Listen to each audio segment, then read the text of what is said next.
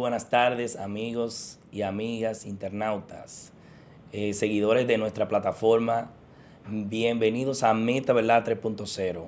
Recuerden, la primera plataforma especializada en el análisis científico de la información y en combatir los efectos nocivos de la posverdad. Como ustedes sabrán, nosotros hemos estado implementando una serie de contenidos que tienen que ver mucho con temas instructivos. Y ya vieron que hablamos sobre una institución del Estado Dominicano, donde analizamos de una manera científica qué hacen esas instituciones y cómo impactan la vida de la gente. Igualmente el tema de la tragedia del YECC, que vamos a seguir porque hay una serie que tiene que ver con esa temática, esa fatídica tragedia. Pero en esta ocasión, nosotros hoy mismo estamos en una fecha importante porque hoy 7 de mayo del 2025 se está celebrando, ya empezó, porque recuerden que es en Italia, se está celebrando el cónclave del Vaticano para elegir el nuevo Papa. Y Meta Verdad, como siempre, tratando de estar actualizada con los temas del día y obviamente llevar una información instructiva a ustedes, ha preparado este podcast que lo hemos denominado La vida y legado del Papa Francisco y la elección de su sustituto de cara a ser el nuevo Papa de la Iglesia Católica, que es un evento realmente de carácter universal y como lo dice bien el nombre de la Iglesia cristiana católica es universal. El término viene de esa nomenclatura. Y para esto, señores, hemos preparado un contenido hermosísimo y un invitado especial que tenemos aquí en el estudio. Y se trata del reverendo padre Nelson Acevedo, un prominente sacerdote formado que incluso ha estado en Italia y conoce el área del Vaticano. Igualmente es el párroco actual de la parroquia de Santo Cura de Ars, aquí en Santo Domingo. Igualmente es el vicario déjenme ver el nombre exacto, para la pastoral episcopal educativa de la iglesia en el territorio, en esta parte de Santo Domingo. De modo que es un sacerdote que aparte de hacer su labor pastoral y espiritual, también conoce de los temas que nos conciernen. Y aquí nosotros vamos a tratar de el legado que ha traído la vida del Papa Francisco, sus mensajes. Probablemente toquemos algunas encíclicas o por lo menos resumidas. Y en el fondo la vida del Papa, que es de algún modo un legado en términos de enseñanza con el ejemplo. Igualmente vamos a tratar el tema de cómo sucede la sucesión, valga la redundancia, del Papa, en este caso el Papa Francisco, que falleció hace apenas 2 semanas. Y bueno, y ya el cónclave está en curso en la Ciudad del Vaticano. Así que le damos la bienvenida a nuestro invitado, el reverendo padre Nelson Acevedo. Muchas gracias por haberme invitado a este espacio y a todos los internautas que comparten con ustedes y que le ven asiduamente. Así que a sus órdenes y muy complacido de estar con ustedes en esta tarde. Qué bueno, qué bueno. Padre, mire, vamos a...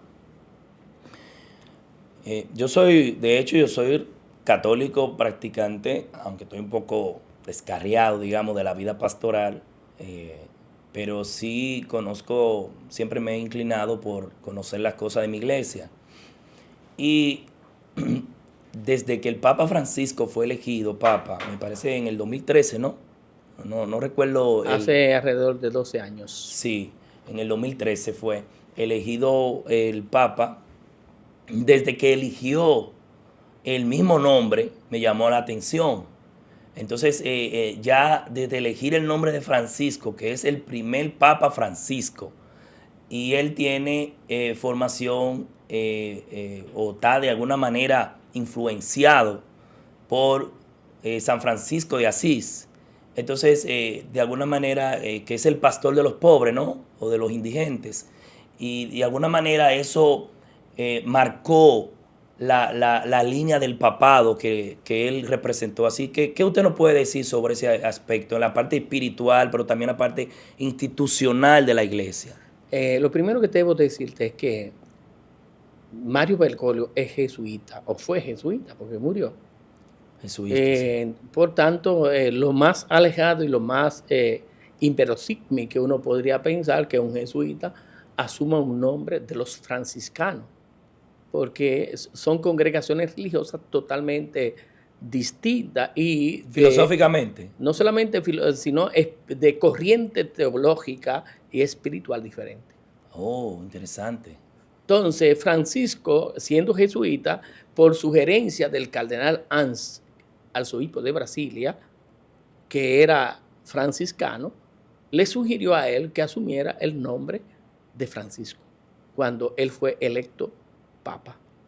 En el sentido... ¿Ese era cardenal o ese era su amigo? Era cardenal y era... El de Brasil. De Brasil. Eran colegas. Y eran gente cercana. Cercano. Porque todos los arzobispos de Latinoamérica son relativamente cercanos en cuanto a que se reúnen con bastante frecuencia en el CELAN, que es la institución que aglutina a todos los obispos de Latinoamérica. El CELA. El CELAN. El CELAN. Sí, la Conferencia Episcopal de Obispos Latinoamericanos. Conferencia Episcopal de Obispos Latinoamericanos. O sea, no los cardenales. No, los obispos. Eso fue cuando era obispo. Exacto. En su postura de obispo. Cuando él era arzobispo de Buenos Aires, de Buenos Aires, Argentina. Por tanto, se conocían. Cuando él fue electo papa, por tanto, Ans, que también era cardenal, le sugirió que adoptara el nombre de Francisco. Y él lo aceptó. Asumió el nombre de Francisco porque Francisco está haciendo referencia a San Francisco de Asís, que tiene una frase muy, muy fundamental, porque Francisco de Asís, cuando Dios lo llamó, porque era caballero, deseaba conquistar el mundo y había ido a la guerra, y entonces... O sea, era militar. Militar. Y su padre era adinerado, de mucho dinero, y por tanto... Oye, qué paradoja. Entonces, o sea, de procedencia rica y entonces se dedica a los pobres. Él siente un llamado estando en una iglesia que estaba totalmente destruida, que estaba reparando, que todavía existe esa iglesia, la iglesia de... Ahora el nombre me llegará en un momento. Entonces, él escuchó esa frase que le dijo, reconstruye mi iglesia. Francisco, en principio, lo asoció con construir aquella capilla donde él se encontraba. Pero después descubrió que no, estamos hablando del siglo XIII. Reconstruye mi iglesia, era que reconstruyera la iglesia, asumiendo... De manera ideológica o espiritual.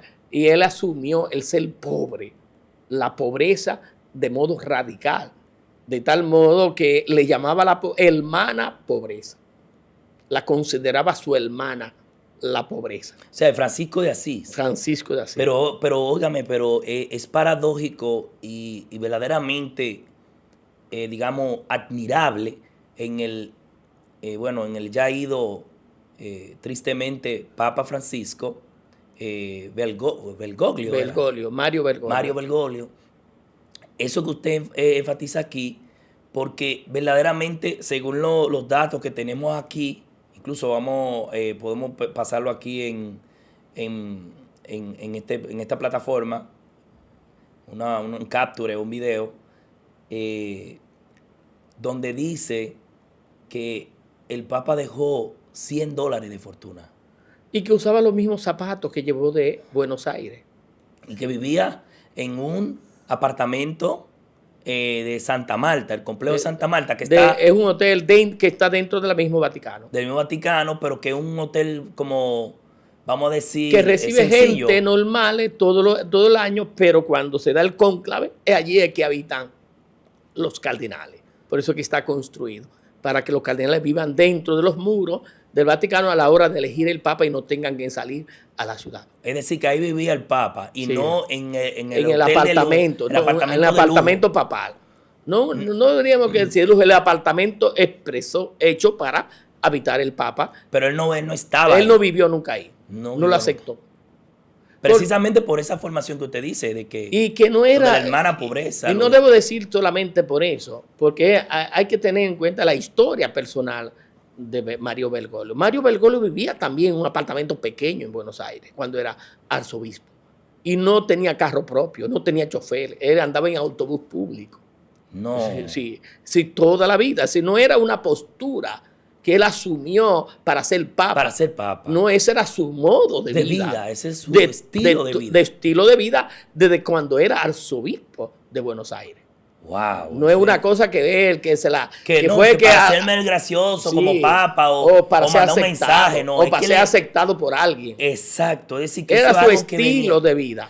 Pero entonces, ¿cómo contrasta su formación jesuita con esto? Si él vivía de esa manera y entonces adopta... Hay como una pequeña contradicción. No, es que los jesuitas han asumido en la iglesia de vivir en los barrios marginados, de asumir las situaciones extremas de la sociedad, de la pobreza. Y aquí lo tenemos en Santo Domingo, los jesuitas donde viven, la congregación. La congregación está en Guachupita, en Gualey, perdón, aquí adelante, allá abajo, en el río, en la parroquia San Ignacio de Loyola, está metida precisamente al lado del río Sama. Y luego tiene el Domingo Sabio y tiene San Martín de Porres. Todas están a la margen del río de aquí de Santo Domingo Norte. Del distrito. Y del Gran Santo Domingo, vamos a decir. Sí, en el Gran Santo Domingo, toda esa parte ahí de esa periferia la tienen los jesuitas. Ok. Bueno, padre, está bastante interesante y de hecho, mire, le soy con honestidad que con lo que usted ha dicho aquí hasta yo he aprendido. Porque eso que usted ha dicho aquí no lo he encontrado ni en Google, ni en referencia de otro tipo. De modo que su presencia aquí es bastante instructiva para la audiencia de Meta Verdad 3.0, que nosotros aquí no abanderamos credos ideológicos ni religiosos, amén de que yo soy un conductor de esta plataforma y el creador, digamos, ideólogo de la plataforma, pero tengo mi formación ideológica y religiosa, soy católico, pero yo no tengo, digamos, imposiciones. Soy como el Papa Francisco en ese aspecto. Pero vamos... Sí, déjame añadirte un poco antes de pasar al otro segmento en este mismo sentido. Los jesuitas, en su carisma fundamental, son los ejercicios de San Ignacio de Loyola. Del siglo XVI. Pero fundamentalmente los jesuitas se dedican al campo de la ciencia. Además de asumir la realidad extrema, se dedican al campo de la ciencia y por eso tienen grandes universidades. Y el carisma fundamental de Francisco era precisamente el discernimiento. Por eso una de las grandes acusaciones que le hacían era que él no era un intelectual, que no era un teólogo. Y era verdad. Un teólogo como tal. Como tal. Él lo que era un pastor. Y había sido pastor y llegó e implementó al interno de la iglesia el método de Ignacio, la necesidad de discernir lo que está sucediendo en el mundo. Excelente. Mire, a propósito, que usted termina con esa parte de este segmento, porque en el próximo segmento vamos a hablar de su legado y a mí me parece interesante seguir con esta, digamos, no contradicción, sino como esta antítesis o no antítesis, sino de comparación entre lo que es ser pastor y ser teólogo. Y eso yo creo que formará parte del legado de Francisco y de probablemente el Papa que sea elegido. Pero vamos a ver esto después de esta pausa comercial.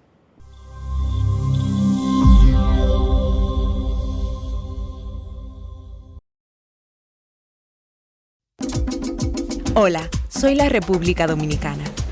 Soy el merengue que mueve tus pasos y la bachata que despierta tus recuerdos. Soy la tambora que late con el corazón del pueblo. Soy el sabor de un sancocho compartido, el azul que abraza la bahía de Samaná con sus majestuosas ballenas y las aguas cristalinas que besan las arenas de Cabo Rojo. Aquí, el turismo no es solo un destino, es un ritmo, un llamado a descubrir, a respetar, a sentir. Porque cada sonrisa que encuentras, cada rincón que exploras, es un pedazo del alma que cuidamos con esmero. No vengo solo a sorprenderte. Vengo a contarte que quien llega no solo se lleva recuerdos, se lleva un pedacito de nuestra esencia que lo acompaña para siempre. República Dominicana, reservada para el mundo. Banreservas, firme aliado del turismo dominicano.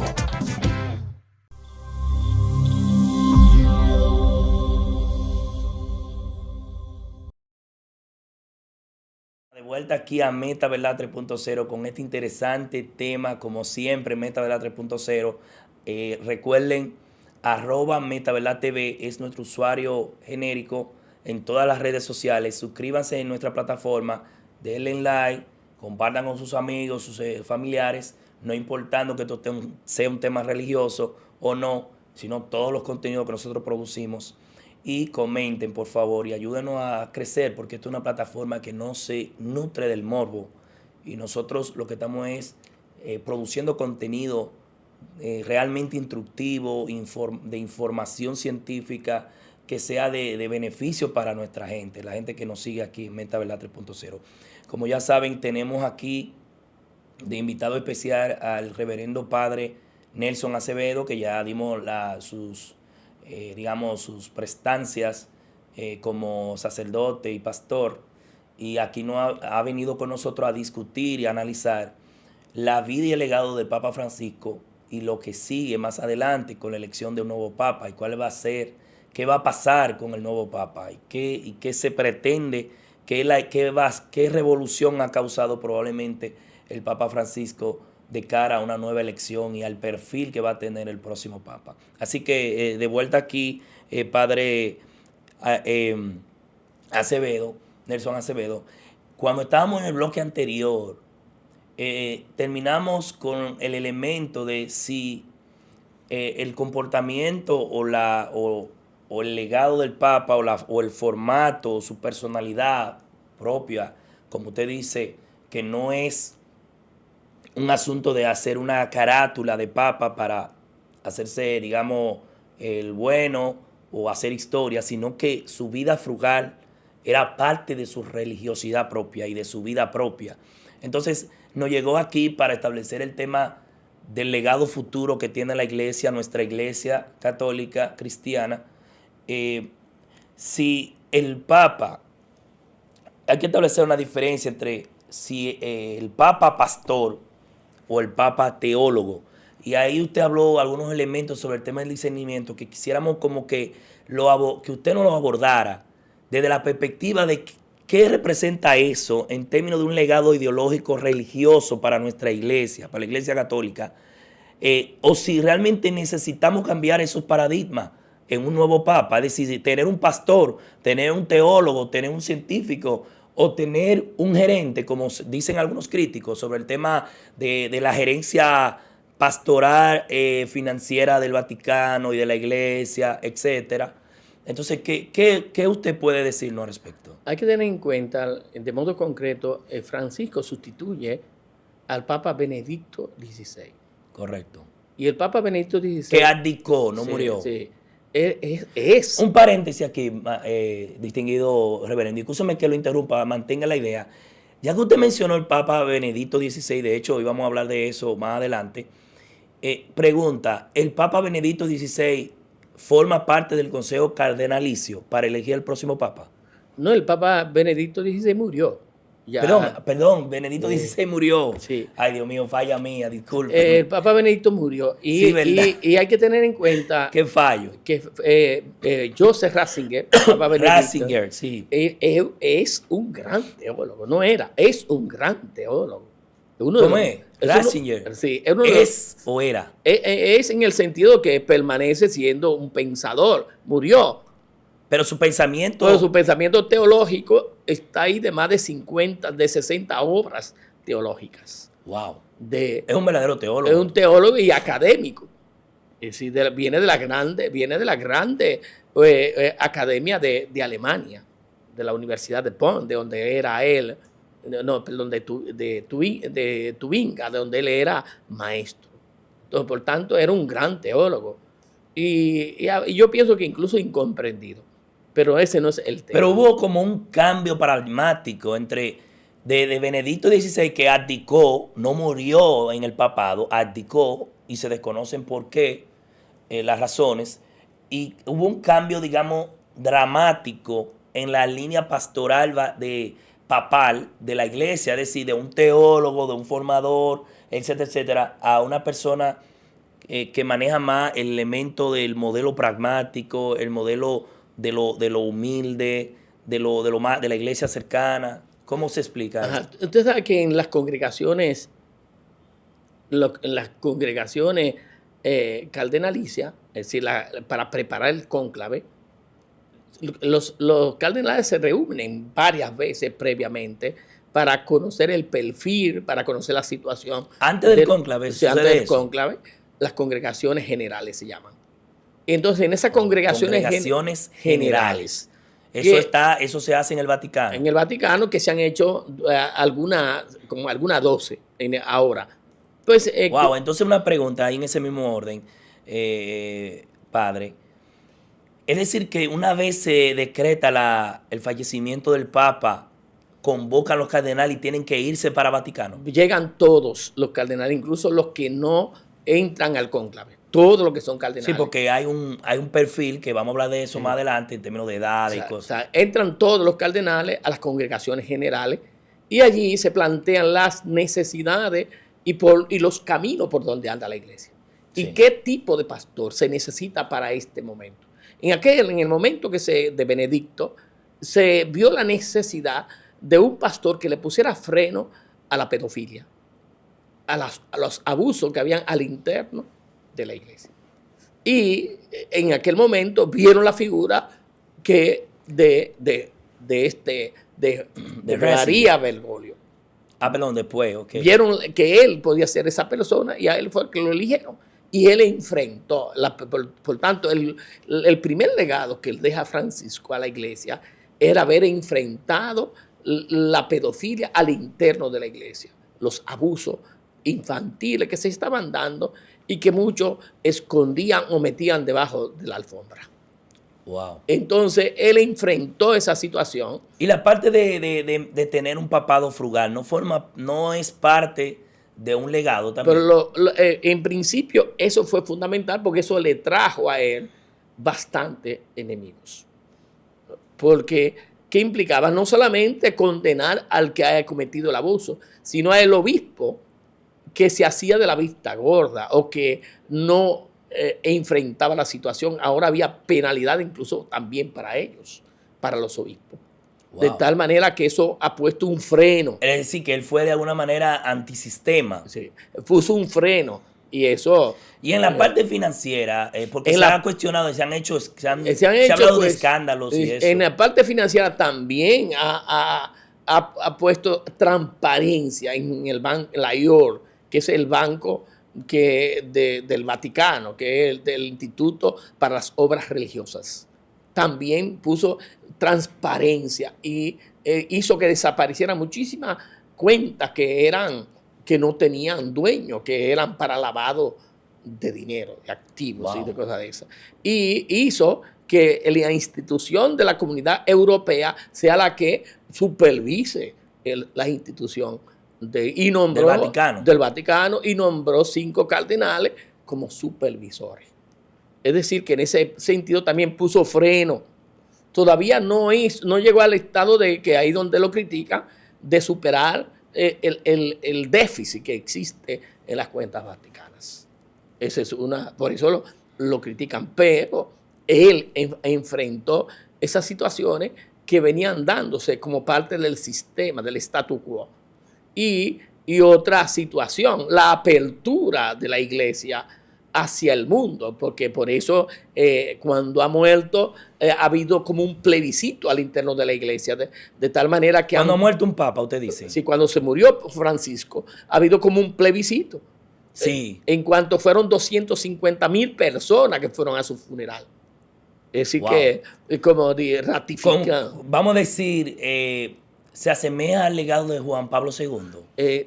No se asemeja al legado de Juan Pablo II porque Juan Pablo II tuvo en la iglesia 30 años. Sí, pastoreando 30 años. Y apenas tuvo 12. Pero en el tiempo que tuvo, pues hizo una apertura y una cercanía de la iglesia que venía en declive en el sentido moral y en el sentido de que demasiada cerrada, demasiada.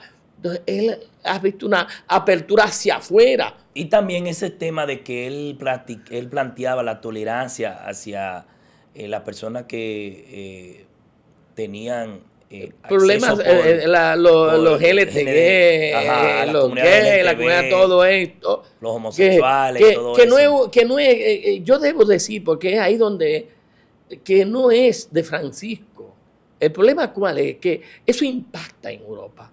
Un hombre como Francisco, que se apeaba de su carro y se abrazaba a un niño, que podía pararse a coger un ramo de flores, eso son cosas normales en Latinoamérica, porque lo quieren hacer como un superhéroe.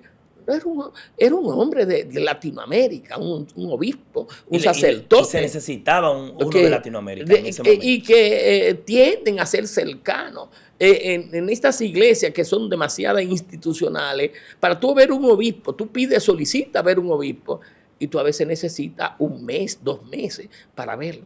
Aquí tú pides ver un obispo y tú lo ves inmediatamente, o tú lo encuentras en una parroquia y correcto, te puedes acercar a hablar con él. Es decir, que de alguna manera la iglesia se ha abierto con el Papa Francisco. Y el Papa Francisco fue ese hombre capaz de demistificar el pontificado y hacerlo humano. Y hacerlo más humano. Hacerlo más humano, más cercano a la gente. Como él decía, más cercano al pueblo santo de Dios. Al pueblo santo de Dios. Excelente parte con relación al legado del Papa Francisco. Pero ahora, señores, lo interesante. Y es importante que Francisco evitó todo tipo de condena. Y de controversia también. Que es lo que plantea el Concilio Vaticano II. El Concilio Vaticano II con Juan XXIII dijo: abramos la puerta de la iglesia para que entre aire nuevo, para que entre el Espíritu Santo y renueve el ayornamiento del cual se hablaba. Pues Francisco, eso que estaba en el concilio ahí, Francisco nos acercó más al concilio, que estaba como cerrado, lo habíamos convertido en un libro, lejos de la realidad pastoral. Excelente. Me parece interesante esta enseñanza, Padre Acevedo, y yo pienso que con esta información y esta explicación, digamos, ilustrada que usted nos ha dado sobre la vida y el legado del Papa, ha servido de mucho a nuestros oyentes, a nuestra audiencia. Pero esto no termina aquí, señores. Nosotros vamos a tratar ahora qué es lo que sigue después de la muerte del Papa Francisco y la elección del Papa, del próximo Papa. El perfil y cómo pasa esto en este proceso.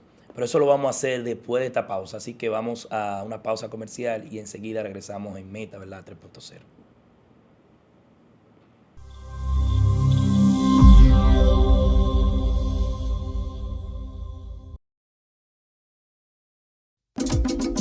Hola, soy la República Dominicana.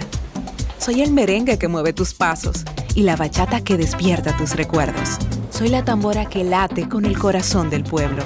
Soy el sabor de un sancocho compartido, el azul que abraza la bahía de Samaná con sus majestuosas ballenas y las aguas cristalinas que besan las arenas de Cabo Rojo. Aquí, el turismo no es solo un destino, es un ritmo, un llamado a descubrir, a respetar, a sentir. Porque cada sonrisa que encuentras, cada rincón que exploras, es un pedazo del alma que cuidamos con esmero. No vengo solo a sorprenderte. Vengo a contarte que quien llega no solo se lleva recuerdos, se lleva un pedacito de nuestra esencia que lo acompaña para siempre. República Dominicana, reservada para el mundo. Banreservas, firme aliado del turismo dominicano. Este orgullo es de todos porque juntos lo construimos. De la mano, paso a paso, diseñamos nuestro destino. En cada esquina de esta tierra hay un dominicano trabajando por ella. No importa lo que tienes ni de dónde vengas, importa lo que hacemos por ella. Desde la montaña, en la carretera, en los barrios, las saunas en tierra extranjera. Somos la pieza de un rompecabezas. Eres crucial para que esta historia crezca. Este orgullo es de todos porque juntos lo construimos. De la mano, paso a paso, diseñamos nuestro destino. Esto te lo canta Banreservas, el banco de todos los dominicanos.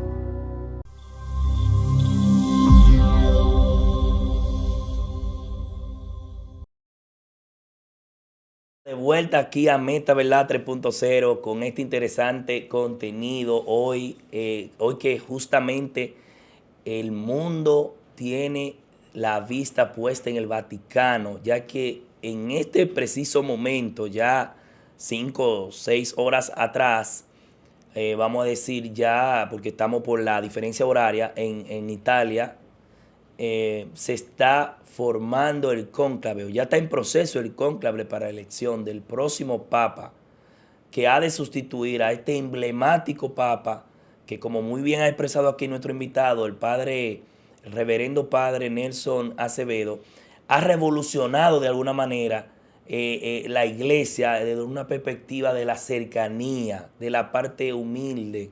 Y hay que analizar si ese debe ser el paradigma que debe seguir nuestra iglesia y quién debería de continuarlo. Pero antes de eso, nos gustaría que junto al Papa analicemos cómo sucede el famoso cónclave, cuántos son los cardenales, cómo es el proceso.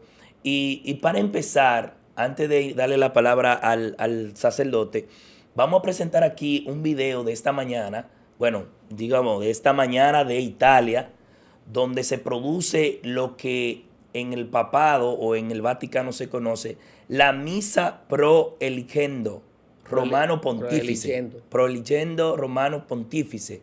Esa es la misa de proelección del pontífice romano del Vaticano, que se celebra en la Basílica de San Pedro. Y vamos a pasarlo aquí a continuación para que ustedes vean que aquí en Meta Verdad estamos actualizado en el momento y justamente hoy se está celebrando esto. A continuación.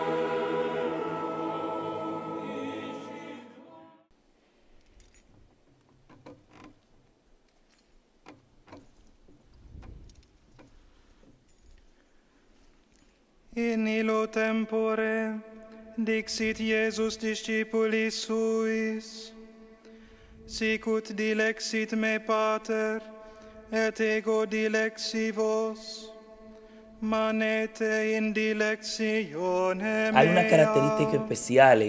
Ustedes ven en el video que todos los que están ahí vestidos de rojo o de un color extraño ahí son los cardenales. Y justamente nos pareció coincidente, y no quiero prejuiciar lo que va a decir el padre aquí Acevedo, porque hicimos un capture de ese video y miren qué fue lo que pasó. Y miren, les juro por lo más sagrado que no fue a propósito. Y es, de hecho, probablemente mi favorito para elección del Papa. Pero miren cuál fue el capture que nosotros hicimos. Eso fue totalmente natural, 100% segura la verdad que estoy diciendo de esto. Y se trata de Luis Antonio Tagle, un cardenal filipino que suena ser uno de los probables sucesores del Papa Francisco. Mírenlo aquí en el capture. Antes de pasar aquí a la palabra a nuestro padre Acevedo.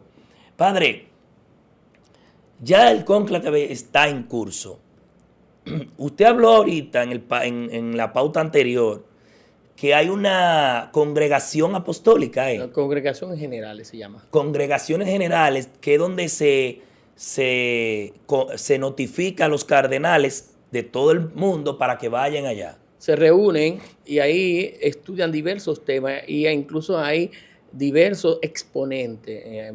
Este año se eligió entre esos exponentes estaba el rector de la Basílica San Pablo Extramuro, está el cardenal Raniero Cantalamessa, Pero ellos son cardenales. Este cardenal, Raniero Cantalamessa, es cardenal, y le pidió al Papa que no lo hiciera obispo.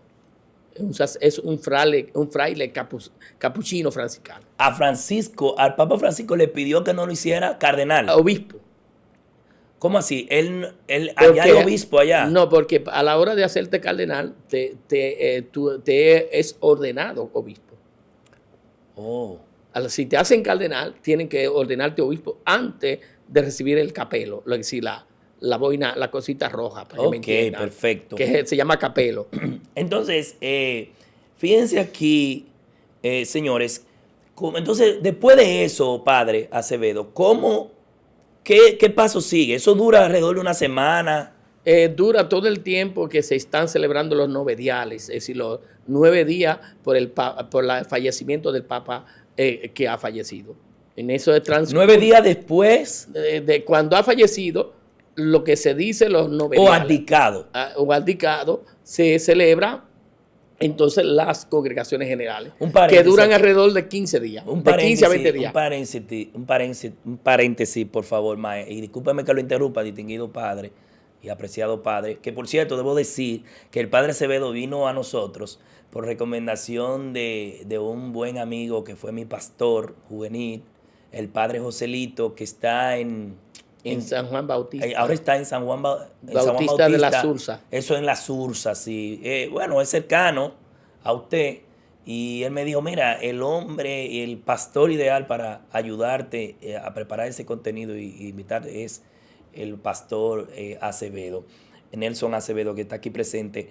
En ese orden, nosotros aquí vamos a subir aquí un capture donde habla de los últimos 10 cónclaves. Nosotros lo extraímos de una página que es oficial de las noticias del Vaticano. Y dice aquí, los últimos 10 cónclaves. A ver, para que producción lo ponga en pantalla, este banner que está aquí, y lo voy a leer porque no me lo sé de memoria. Dice, los últimos 10 cónclaves de la Iglesia Católica, votaciones y días antes del humo blanco. En el caso del Pío X, hubo 7 votaciones, una ronda de 7 votaciones y duró 4 días. La de Benedicto XV, 10 votaciones y 3 días. La de Pío XI, 14 votaciones, 5 días.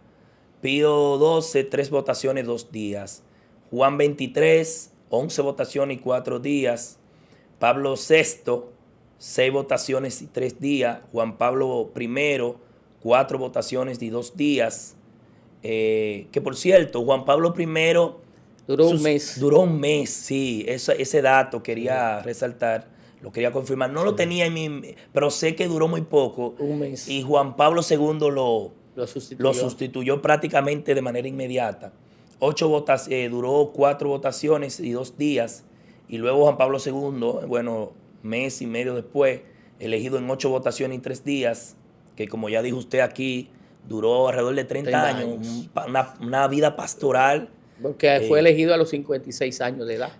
Exacto, y le permitió, porque hasta los 80, ¿no? No, hasta que se muera. Es vitalicio. Y el Papa II, no fue una vez, Juan Pablo II, perdón, Nobel de la Paz.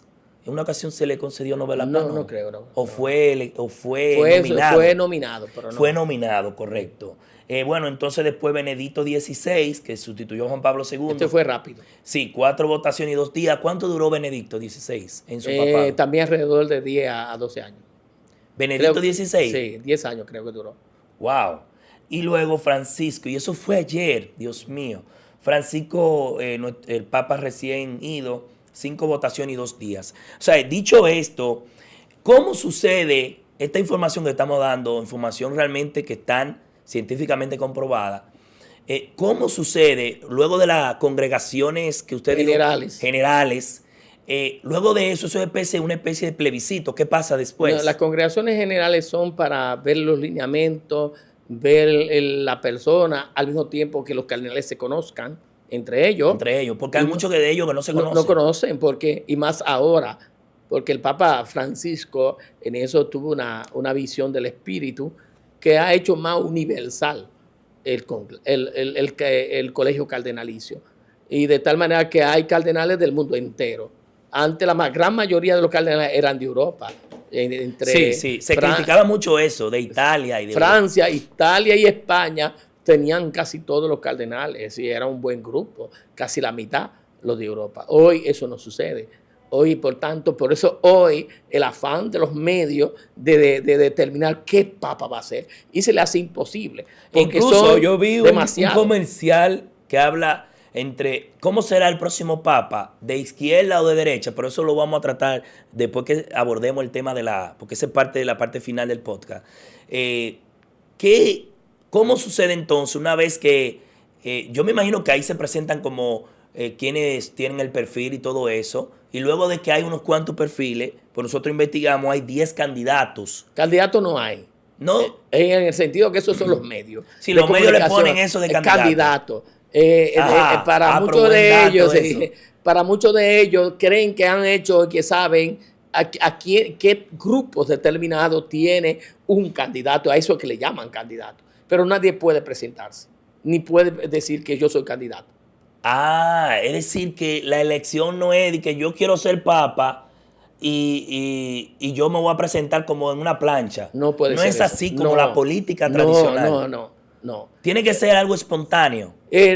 ¿Cómo sucede? Eso está prohibido precisamente dentro de las normativas. ¿Hay algún texto sobre el cónclave o el consejo cardenalicio? Hay una constitución apostólica. Constitución apostólica se llama. Que precisamente la renovó el Papa Francisco. Wow. Y que determina cómo va a ser el proceso, que es muy antiguo, que no es que ha variado. Data del 1100 y tanto, 1100. Yo tengo el dato por aquí. No ha variado en gran manera. Ajá. Sino que se han ido poniendo normas que impidan que entren personas extra omnis, como se dice al inicio, que puedan influenciar en el cónclave. Normas cada vez más que impidan que desde el exterior se influya en el cónclave. Que sea más algo espiritual que verdaderamente político, aunque realmente el Papa tiene una función tiene política. que ser espiritual y humano, porque son humanos los que están ahí adentro. Correcto. Sí, pero en el sentido de que no es en la concepción partidaria como se plantea en los medios. Son corrientes teológicas que algunos llaman conservadoras, otros progresistas, unos llaman fundamentalistas, otros son de apertura al mundo. Son realidades que se plantean. Oh, interesante. Aquí veo que el tema fue en el 1169, me parece. Lo tengo aquí, que lo marqué. Dice aquí el tema de lo del Papa, que es una tradición antigua, que se hace desde el siglo XI, ¿no? Del siglo XI. Muy antigua. Sí. Entonces, siglo XI, siglo XII. Que era para impedir que los reyes influenciaran a la hora de elegir el Papa. Oh, interesante. Los reyes que existían en aquella época, concretamente Francia, España y Alemania e Italia, que eran los reinos católicos. Mire, se habla del procedimiento, estamos hablando del procedimiento. Entonces, cuando se decide el día que va a ser el cónclave, yo estuve leyendo. Decide la congregación general. La congregación general decide el día. Sí. Tal día va a ser el cónclave, ok.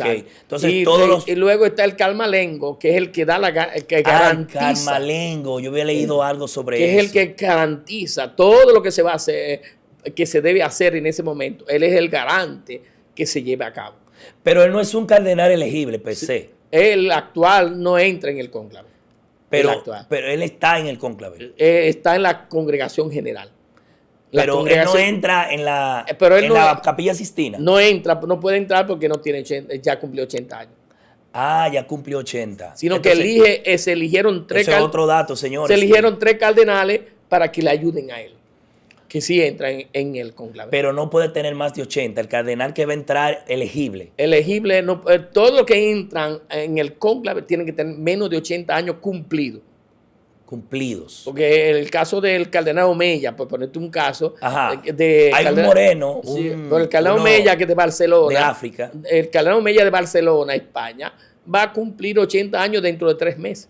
Y por tanto entra en el cónclave. pero no tiene que tenerlos cumplidos. Tiene que tenerlo O cumplido sea, para ¿cuáles entrar. casos son así, por ejemplo? No, no sabe, son muchos. El, ¿Cuántos el cardenal son? nuestro, por ejemplo, pasa de 80. Ok. Él no pudo ir porque la salud no se lo permite. No se lo permite. Pero si hubiese podido, hubiese ido a lo que serían las congregaciones generales, pero no puede entrar. Pero no entra en el Y cónclave. él me viene ahora a la memoria el cardenal Chávez, del salvadoreño, del Salvador. Y me viene también ahora Amanda Arriaga, de Honduras. Todos esos cardenales pasan de 80 años. Ok, pues entonces una vez están reunidos aquí, hay algo realmente simbólico en este proceso, y es que cuando se reúnen, ya dijimos que en un banner que presentamos aquí, sobre los días que dura esa elección. Hablamos de eso posible de 3 a 4 días. Ok, normalmente nosotros indagamos aquí en MetaVerdad 3.0 que oscila el promedio entre 2 y 3 días, pero vamos a decir que sea 4 días, decir que iniciando el día de hoy, 7 de mayo, es probable que de aquí al viernes tengamos la elección de un nuevo papa. Ahora, ¿qué pasa? Porque hay 2 votaciones en la mañana y 2 votaciones en la tarde. 2 votaciones en la mañana, eligen una eliminatoria y luego 2 votaciones en la tarde. Exacto, se van descartando los que van sacando menos.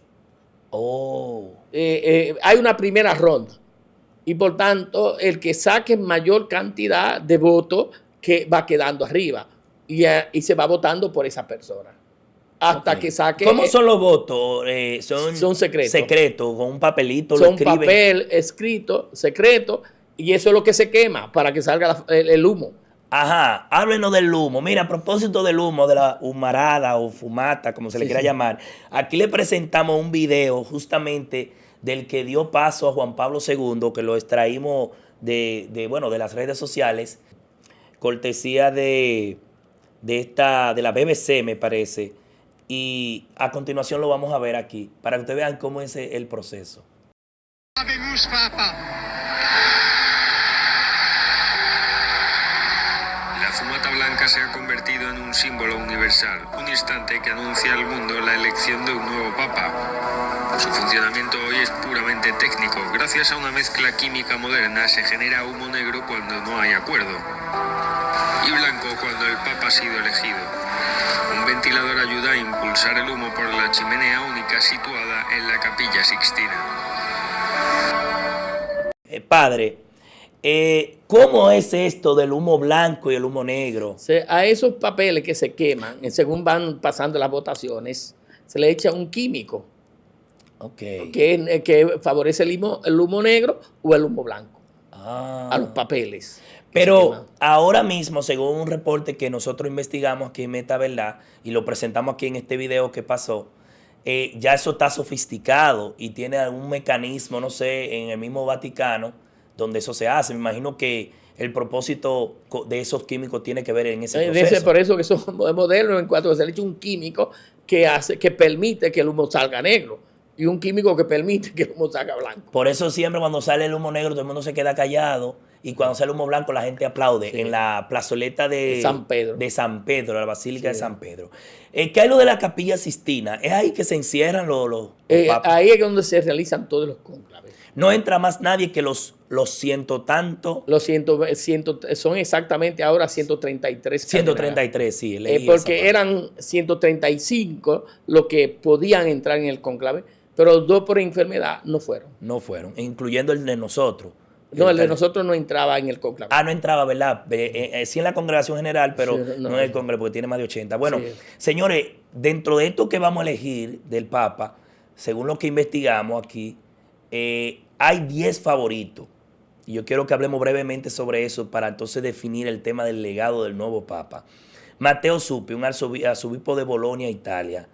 Peter Erdo, arzobispo de Esztergom, Budapest, Hungría. Luis Antonio Tagle, prefecto de la Congregación de Evangelización de Filipinas. Pietro Parolin, que es el secretario de Vaticano, Secretario de Estado. Ese fue elegido por Papa Francisco. Era Bien. anuncio en Venezuela. Él era nuncio en Venezuela. Biel Batista Pizzaballa, patriarca Pizzaballa. latino de Jerusalén, de Italia. Es italiano. Es italiano, sí. Robert Sara, perfecto Robert Sara. emérito. Robert Sara, en Guinea, ese africano. Ese africano y fue perfecto para la liturgia.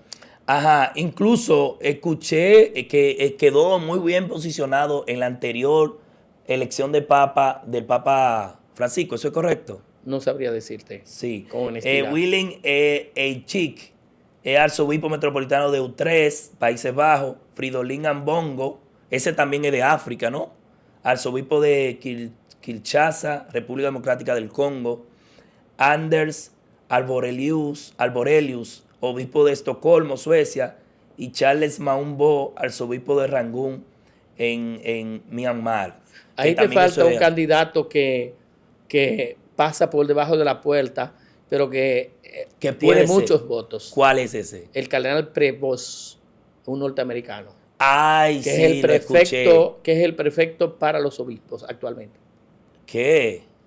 Pero yo estuve leyendo... Es norteamericano y fue arzobispo en sí, Perú. Estados Unidos tiene varios cardenales en el cónclave, sí. en esta elección. Sí. ¿Eso es correcto? Sí, sí. Sí, ahora bien, ya para finalizar esta parte, Padre Acevedo, cualquiera de esos que sea elegido, yo tengo un favorito. Y no es porque yo leí más o menos su perfil, es una persona cercana a la línea de Francisco y yo pienso que deberíamos de seguir. Ahora bien, yo no soy una voz autorizada para decir esto. Y en ese sentido es José Antonio Tagle. Luis Antonio Tagle. No quiero prejuiciar mi elección, pero por el perfil que leí de él, me pareció bien además que puede acercar el continente asiático. Mi pregunta es, ¿cuál debería ser el perfil que debe tener para el próximo Papa? ¿Continuar el legado de Francisco, del Papa Francisco, o hacer otra revolución? En las congregaciones generales quedó muy claramente establecido que la Iglesia de algún modo espera una continuidad. Espera un obispo cercano al pueblo de Dios y espera también un obispo, un papa, obispo de Roma, que al mismo tiempo sea gerente y capaz de dar unidad en la iglesia. Y espera un obispo que siga de algún modo los pasos que ha trazado Francisco, que no haya retroceso, que sigamos hacia adelante. Es decir, que volviendo al tema del primer bloque, que usted muy bien analizó, seguimos entonces en el dilema entre elegir un teólogo o un pastor cercano. La iglesia lo que desea un pastor. Quiere un pastor. Teólogos tenemos muchos. Necesitamos pastores que sienta con el pueblo de Dios y que esté cercano, que le conduelan las ovejas. Ok, pero aparte de la parte de la iglesia y el mundo, y por no eso debe tener un perfil sobre cómo geopolíticamente unir el país, el mundo, dado que ahora mismo estamos en fricciones en el mundo. Por eso que sea un gerente. O sea, en fricciones hasta de una tercera guerra mundial. Y eso es uno de los legados del Papa Francisco, su deseo constante por la paz. Eso fue incluso dijo cuando salió del hospital, que este sufrimiento que yo he padecido, lo he ofrecido por la paz del mundo. Uno de los grandes legados del Papa Francisco es su deseo constante de que exista. Y la Congregación General terminó la última pidiendo al mundo una paz para Ucrania y una paz para Palestina.